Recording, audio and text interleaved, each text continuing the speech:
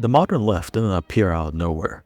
It's the product of centuries of utopian thinking, from the French Revolution to Karl Marx to the Frankfurt School. Each stage promised liberation, and each stage ended in failure. Let's start with the French Revolution. This was the left's original experiment, but if you've watched my video on the left's religion, you'll know it has far more ancient roots.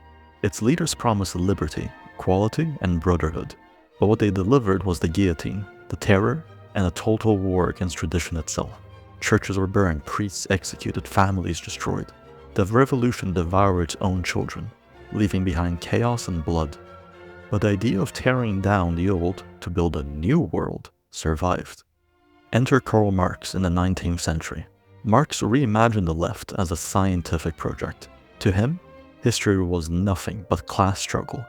The oppressed workers against the evil capitalists. Religion, morality, and even the family weren't sacred. They were tools of oppression to be dismantled once capitalism fell. Marx promised a utopia, but everywhere his ideas were tried, they produced tyranny, famine, and mass death. But don't worry guys, real communism has never been tried. By the 20th century, Marxism was discredited in the West. All his prophetic predictions fell flat, like a failed doomsday cultist. Workers weren't revolting, they were prospering. This was disastrous and delegitimized leftism, so the left had to evolve. Enter the Frankfurt School. Intellectuals like Adorno, Horkheimer, and Marcuse. They concluded that the problem wasn't just economics, it was culture. Western traditions like Christianity, family, morality, and patriotism kept people resistant to revolution. If you couldn't topple capitalism directly, you could attack its cultural foundations. This was the birth of what critics call cultural Marxism. Instead of class, oppression was redefined along cultural and psychological lines. By the 1960s, students weren't protesting for bread. They were protesting for sexual liberation, feminism, and against the very values that sustained the West.